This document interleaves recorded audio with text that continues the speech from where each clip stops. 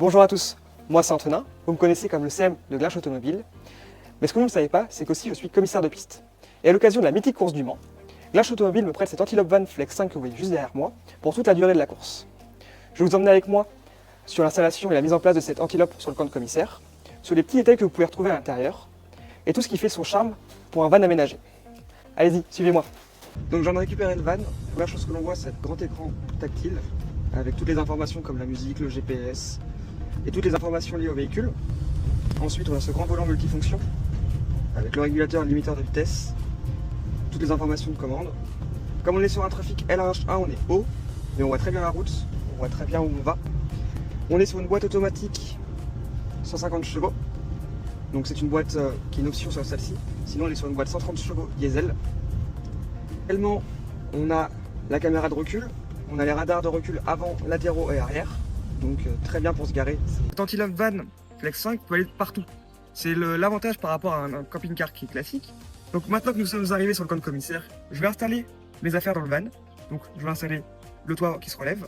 Durant la mythique course du Mans, dans cet Antilope Van Flex 5, je vais installer une tente à l'arrière pour pouvoir prendre ma douche et me préparer à l'abri des regards. Pour rappel, il y a 2 lits, un à l'étage et un en bas. Et maintenant, je vais vous montrer comment on installe le lit du bas. C'est parti.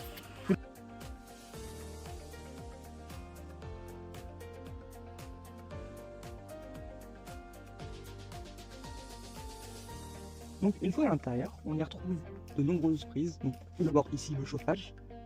Donc c'est un chauffage qui fait aussi ventilation et qui est réglable. Ici on a un thermostat, donc on y voit toutes les données du van. Ici l'eau. Mais ce que je voulais vous montrer là tout d'abord, c'est le nombre de prises. 1, 2, 3 derrière, 4 étages, avec une ici, 2 autres là.